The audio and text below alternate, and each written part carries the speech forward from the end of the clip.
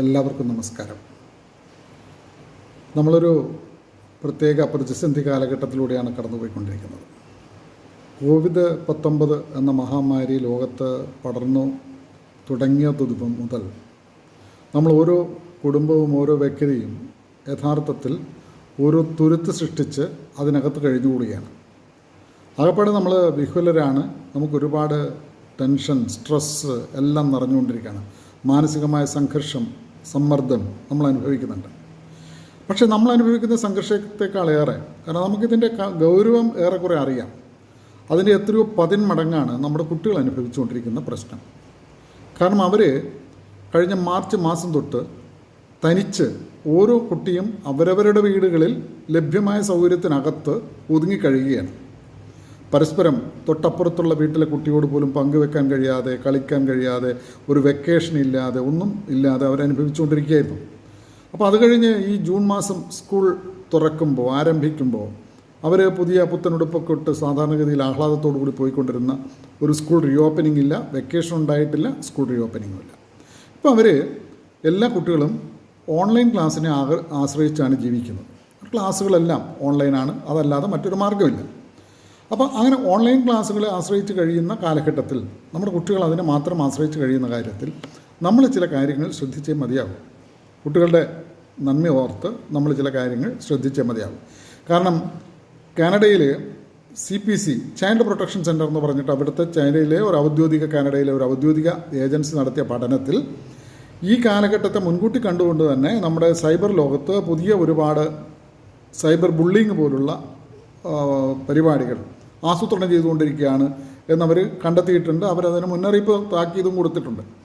പക്ഷേ നമ്മുടെ രാജ്യത്തും അത് സമാനമായ രീതിയിൽ കാര്യങ്ങൾ നടന്നുകൊണ്ടിരിക്കും. കാരണം ഈ സൈബർ ലോകത്ത് നടക്കുന്നത് പോലെ സൈബർ ബുള്ളിയിങ്ങോ അല്ലെങ്കിൽ അതുപോലുള്ള ക്രൈംസോ കല്ലുവെച്ച പച്ച നുണകൾ പ്രചരിപ്പിച്ചുകൊണ്ട് ആളുകളെ മിസ്ലീഡ് ചെയ്യുന്നതോ ആയിട്ടുള്ള മറ്റൊരു ലോകം വേറെ ഇല്ല തന്നെ. അത് മുതിർന്നവർ പക്ഷേ നമുക്ക് തിരിച്ചറിയാൻ കഴിയുന്നു. മുതിർന്നവർക്ക് പോലും പലപ്പോഴും തിരിച്ചറിയാൻ കഴിയുന്നില്ല. പക്ഷേ എന്നിരുന്നാൽ പോലും നമ്മൾ വിവേചന ബുദ്ധി കൊണ്ട് ചിലപ്പോൾ തിരിച്ചറിഞ്ഞാലും നമ്മുടെ കുട്ടികൾക്ക് തിരിച്ചറിയാൻ കഴിയില്ല. അപ്പോൾ അവർ അത്തരം മേഖലകളിലേക്കൊന്നും കടന്നു ചെല്ലാതെ നമ്മൾ കുട്ടികളെ സുരക്ഷിതമായി ഈ ഇത് ഉപയോഗിക്കാൻ, ഈ പുതിയ ഓൺലൈൻ സംവിധാനം ഉപയോഗിക്കാൻ, അവരുടെ ക്ലാസ്സുകൾ ഉപയോഗിക്കാൻ നമ്മളവരെ സഹായിക്കേണ്ടതുണ്ട്. എന്തൊക്കെയാണ് വളരെ പ്രധാനമായിട്ട് നമ്മൾ ചെയ്യേണ്ടത്? ഒന്ന്, നമുക്ക് ആലോചിക്കേണ്ടത് നമ്മുടെ തന്നെ മൊബൈൽ, നമ്മുടെ തന്നെ ടാബ് അല്ലെങ്കിൽ നമ്മുടെ തന്നെ മറ്റെന്തെങ്കിലും ഉപകരണമായിരിക്കും യഥാർത്ഥത്തിൽ പലപ്പോഴും നമ്മുടെ കുട്ടികൾ ഉപയോഗിക്കുന്നത്. ഭൂരിഭാഗം ഇടത്തും അതാണ് ഉപയോഗിച്ചുകൊണ്ടിരിക്കുന്നത്.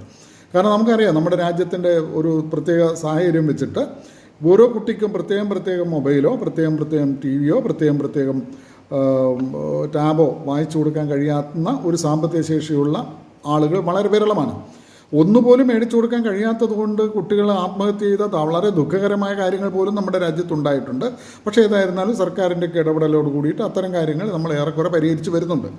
പക്ഷേ ഇപ്പോൾ നമ്മൾ ആലോചിക്കേണ്ട ഒരു വിഷയം, ഈ കുട്ടികളെ എങ്ങനെയാണ് നമുക്ക് നമ്മുടെ തന്നെ മൊബൈൽ ഉപയോഗിച്ച് അവിടെ നമുക്ക് ആരംഭിക്കാം.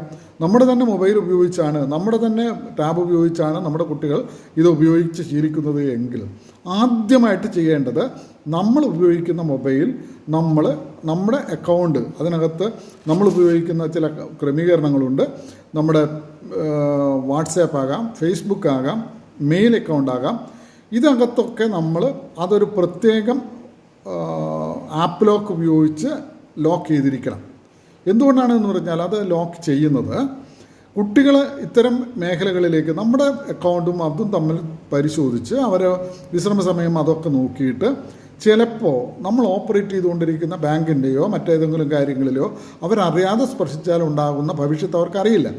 അപ്പോൾ അതുകൊണ്ട് അത്തരം കാര്യങ്ങളിലൊന്നും അവർ പ്രവേശിക്കാതിരിക്കാൻ ആദ്യമായിട്ട് ഇത് രണ്ടിനെയും സെപ്പറേറ്റ് ചെയ്യാമെന്നുള്ള അടിസ്ഥാനപരമായ ഒരു കാര്യം നമ്മൾ ചെയ്തേ മതിയാവും. രണ്ടാമത്, ഈ കുട്ടികളിത് ഉപയോഗിക്കും. കാരണം കുട്ടികൾക്ക് ഇത് ഉപയോഗിക്കാനുള്ള ഒരു ഗാർഹിക അന്തരീക്ഷം ഒരുക്കി കൊടുക്കേണ്ടത് നമ്മളാണ്. ഈ കഴിഞ്ഞ ഫെബ്രുവരി തൊട്ടിട്ട് ഇങ്ങോട്ടുള്ള മാസങ്ങളിൽ നടന്നിട്ടുള്ള പഠനം, ചൈനയിൽ ഫെബ്രുവരി തൊട്ടിട്ട് പിന്നീടുള്ള രാജ്യങ്ങളിൽ മാർച്ചിന് ശേഷമുള്ള പഠനങ്ങൾ സൂചിപ്പിക്കുന്നത് ഗാർഹിക അന്തരീക്ഷം വളരെ മോശമായിട്ടുണ്ട് ഭൂരിഭാഗം ഇടങ്ങളിലും എന്നുള്ളതാണ്. അല്ലെങ്കിൽ ഗാർഹിക വയലൻസ്, ഡൊമസ്റ്റിക് വയലൻസിൻ്റെ എണ്ണം പെരുകിക്കൊണ്ടിരിക്കുകയാണ്. കാരണം അതിനകത്ത് ആരും വീട്ടിൽ നിന്ന് പോകുന്നില്ല. അകത്ത് തന്നെ ഇരിക്കുമ്പോൾ അവർ തമ്മിലുള്ള ചില ഇടങ്ങളിലൊക്കെ കുഴപ്പങ്ങൾ നടക്കുന്നു. ഈ കുഴപ്പങ്ങളുടെ എണ്ണം പെരുകുന്നു എന്നൊരു അപകട സൂചന നമ്മൾ കണ്ടിട്ടുണ്ട്. അപ്പോൾ അത് നമ്മുടെ രാജ്യത്ത് അത് തീരെയില്ല എന്നൊന്നും പറയാനും കഴിയില്ല. ഇത് ചൈനയിൽ, യൂറോപ്പിലോ മറ്റൊരിടത്തോ മാത്രമാണ് എന്നൊന്നും പറഞ്ഞ് നമുക്ക് ഒഴിയാൻ കഴിയില്ല. നമ്മുടെ രാജ്യത്തുമൊക്കെ ചെറിയ ചെറിയ രീതിയിലെങ്കിലും ചിലപ്പോൾ ഉണ്ടായേക്കാം. അപ്പോൾ അങ്ങനെ ഉണ്ടാകുന്നിടങ്ങളിൽ നമ്മൾ എന്ത് ചെയ്യണം? നമ്മൾ ശ്രദ്ധിക്കേണ്ട ചില കാര്യങ്ങളുണ്ട്. അപ്പോൾ അതുകൊണ്ട് കുട്ടികളുടെ മുന്നിൽ വെച്ച് അത്തരം കുഴപ്പങ്ങളൊന്നുമില്ലാത്ത ഒരു ഗാർഹിക അന്തരീക്ഷമൊക്കെ പഠിക്കാനുള്ളൊരു അന്തരീക്ഷം നമ്മൾ ഒരുക്കി കൊടുക്കുക എന്നുള്ളതാണ് രക്ഷിതാവ് എന്ന രീതിയിൽ നമ്മൾ ആദ്യം ചെയ്യേണ്ട മറ്റൊരു കാര്യം. മറ്റൊന്ന്, അവർക്ക് ഇതിൻ്റെ ഒരു സിസ്റ്റം എന്ന് പറയുന്നത് right amount of information on the right time എന്നുള്ളതാണ് നമ്മൾ കുട്ടിക്ക് കൊടുക്കേണ്ട വിദ്യാഭ്യാസത്തിൻ്റെ പ്രാഥമിക രീതി. കൃത്യമായ വിവരം കൃത്യമായ സമയത്ത് കൊടുക്കുക എന്നുള്ളതാണ്. പക്ഷേ ഇപ്പോഴ് നമ്മൾ ഈ ഓൺലൈൻ പഠനത്തിൻ്റെ പ്രത്യേകത എന്ന് പറയുന്നത് അതിനൊരു സമയക്ലിപ്തതയില്ലാതെ കുട്ടികൾ ഇങ്ങനെ പോവുകയാണ്. അപ്പോൾ ഏത് സമയത്താണ് ക്ലാസ് ആരംഭിക്കുന്നത്, ഏത് സമയത്താണ് ക്ലാസ് തുടങ്ങുന്നത് എന്നുള്ളത് സാധാരണഗതിയിൽ സ്കൂളിൽ ആരംഭിക്കുന്നത് പോലെയല്ല ഇപ്പോഴുള്ളത്. സാധാരണ സ്കൂൾ സമയത്തിൻ്റെ ക്രമീകരണത്തിൽ നിന്നും ഒരുപാട് വ്യത്യാസമുണ്ടായിട്ടുണ്ട്. അപ്പോൾ അതുകൊണ്ട് അത് നമ്മൾ ശ്രദ്ധിക്കണം. കുട്ടികൾ മറ്റൊന്ന്, ആ രീതിയിൽ തന്നെ പഠിക്കുമ്പോൾ രക്ഷിതാവിന് ഈ കുട്ടിയുടെ മേലെ ഒരു കണ്ണെപ്പോഴും ഉണ്ടാകണം, മനസ്സുണ്ടാകണം. കുട്ടികളോടൊപ്പം ചേരുന്ന ഒരു മനസ്സ് നമുക്കുണ്ടാകണം. കുട്ടി എന്താണ് പഠിക്കുന്നത്, എങ്ങനെയാണ് പഠിക്കുന്നത്, എത്ര സമയമാണ് പഠിക്കുന്നത്, ഏത് ടീച്ചറാണ് എടുത്തത്, ഏത് ടീച്ചർ എങ്ങനെയാണ് എടുക്കുന്നത്, അതിനകത്ത് കുട്ടികൾക്ക് എന്തെങ്കിലും സംശയങ്ങളുണ്ടോ എന്നുള്ളതൊക്കെ പറഞ്ഞു കൊടുക്കാൻ കഴിയണം. മറ്റൊന്ന്, കുട്ടികളോട് നിരന്തരമായിട്ട് സംസാരിച്ചുകൊണ്ടിരിക്കണം. കാരണം നിരന്തരമായി സംസാരിക്കുക എന്ന് പറഞ്ഞാൽ, കാരണം കുട്ടിക്ക് രക്ഷിതാവിൽ സ്നേഹവും വിശ്വാസവും ഉണ്ടാകണം. കാരണം കുട്ടികൾക്ക്, മുതിർന്നവർക്ക് പോലും ഓൺലൈനിൽ ഒരുപാട് അപകടങ്ങൾ സംഭവിച്ചുകൊണ്ടിരിക്കുകയാണ്. നമ്മൾ കാണുന്നുണ്ട് പലപ്പോഴും ലക്ഷക്കണക്കിന് ഉറുപ്പിയൊക്കെ ഒരൊറ്റ അമർത്തലിൽ കളഞ്ഞു പോകുന്ന എത്രയോ വാർത്തകൾ നമ്മൾ വന്നുകൊണ്ടിരിക്കുകയാണ്. അപ്പോൾ കുട്ടികൾക്ക് ഇതുപോലുള്ള അപകടങ്ങൾ സംഭവിക്കാനുള്ള സാധ്യതകൾ ഒരുപാടാണ്. അപ്പോൾ ആ അപകടം എന്ത് സംഭവിച്ചാലും ഓൺലൈനിൽ നടക്കുന്ന നല്ലതും ചീത്തയുമായ എല്ലാ കാര്യങ്ങളും രക്ഷിതാക്കളോട് അതത് സമയത്ത് പങ്കുവെക്കാനും, അത് പങ്കുവെച്ചാൽ എന്തെങ്കിലും ഒരു കുഴപ്പം സംഭവിച്ചു പോയിട്ടുണ്ട് എങ്കിൽ പോലും കുട്ടികളെ വഴക്ക് പറയാതെ ആശ്വസിപ്പിച്ച് അത് പരിഹരിക്കാനുള്ള നടപടിക്രമത്തെക്കുറിച്ച് ആലോചിക്കുകയും ചെയ്യണം. കാരണം ഇത് ഒരു പുതിയൊരു ലോകക്രമത്താണ് നമ്മൾ എത്തിയിട്ടുള്ളത്. കുട്ടികളെ അത് മുഴുവൻ തുറന്നു കൊടുത്തിട്ട് അതിന് വരുന്ന ഗുണദോഷങ്ങൾ മുഴുവൻ അവരുടെ മാത്രം തലയിൽ വെക്കുകയല്ല വേണ്ടത്. നമ്മൾ ഓരോ ആളുകളും, രക്ഷിതാക്കളും അധ്യാപകരും ഒക്കെ ചേർന്നിട്ട് നമ്മുടെ കുട്ടികളെ ഈ സമയത്ത് ഒന്ന് ഗ്രൂം ചെയ്തെടുക്കാൻ, ഒന്ന് പാകപ്പെടുത്തിയെടുക്കാൻ നമുക്ക് കഴിയണം. അതിന് കഴിയുന്ന രീതിയിൽ നമ്മൾ ഉപയോഗിച്ചാൽ ഓൺലൈൻ ക്ലാസ് നമുക്ക് ഫലപ്രദമായി ഉപയോഗിക്കാൻ കഴിയും എന്നാണ് എൻ്റെ വിശ്വാസം. അതിന് നമുക്ക് കഴിയട്ടെ എന്ന് ഞാൻ ആശംസിക്കുന്നു. എല്ലാവർക്കും നമസ്കാരം.